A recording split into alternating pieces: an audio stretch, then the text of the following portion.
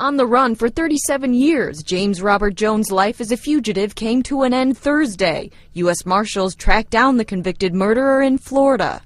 A suggestion was made by one of the investigators out of our Miami task force to run Mr. Jones's jail picture through a facial recognition database, and we got a hit. That breakthrough led them to Pompano Beach, where Jones was working at an air conditioning company.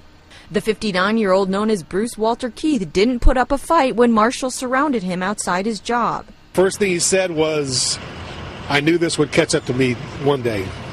And when a fugitive says that, or a person that you're looking for, and they say that, that's a pretty good indication that you have the right person.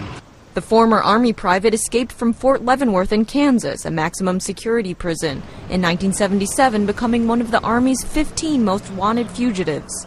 He had served only a few years of his 23-year sentence for killing a fellow Army private at Fort Dix, New Jersey. For 30 years, Jones, who got married, had been living in this house. Neighbors were shocked to learn his true identity.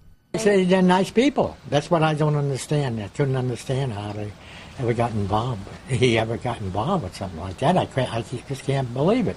Investigators say Jones' wife told them she had no idea her husband was living under a fake name. Jones is being held without bail at the Broward County Jail, awaiting transfer back to Leavenworth. Cindy Sharp, Associated Press.